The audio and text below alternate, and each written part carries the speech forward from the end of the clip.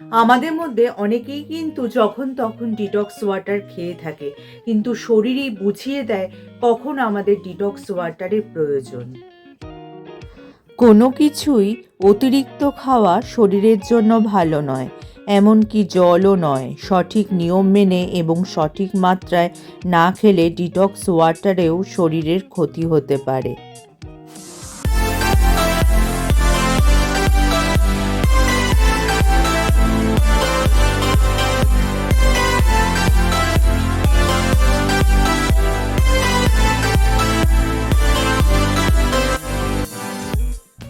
Hello friends, welcome back to my channel. আমার সব বন্ধুরা কেমন আছো?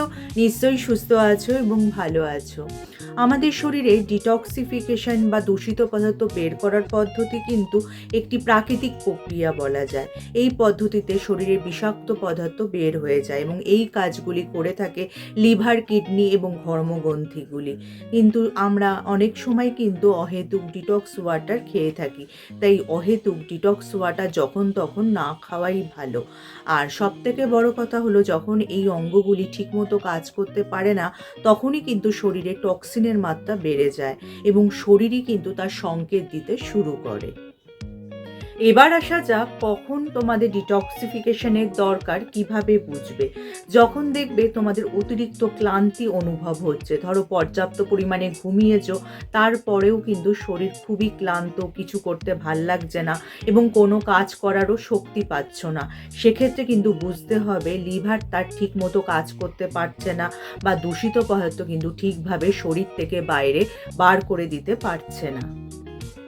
এরপর যেটা বলবো সেটা হলো ত্বকের সমস্যা। দেখবে অনেক সময় অহেতুক তোমাদের ত্বকে ঔজ্জ্বল্য চলে যাচ্ছে বা ত্বকে ব্রণ বা ফুসকুড়ির মতো সমস্যা হচ্ছে, বা ব্রাশ করার পরেও কিন্তু দেখবে মুখে যদি দুর্গন্ধ হয় এবং জিভে সাদা আস্তরণ পড়ে, তখন বুঝতে হবে যে তোমাদের শরীর থেকে দূষিত পদার্থ বের করার সময় এসেছে। আর যদি তোমাদের পেট ফাঁপা, গ্যাস এবং অ্যাসিডিটির মতো সমস্যা নিয়মিত হয় বা কোষ্ঠকাঠিন্য সমস্যা লেগেই থাকে, তাহলে বুঝতে হবে শরীর থেকে টক্সিন পদার্থ ঠিক করে কিন্তু বেরোচ্ছে না। আর যদি ধরো তোমরা ব্যায়াম করছো, ডায়েট করছো, তাও ওজন কমাতে পারছো না, তাহলে কিন্তু বুঝতে হবে বিপাক ক্রিয়ার হার তোমাদের কমে গেছে বা ডিটক্সিফিকেশন শরীরে ঠিকমতো হচ্ছে না।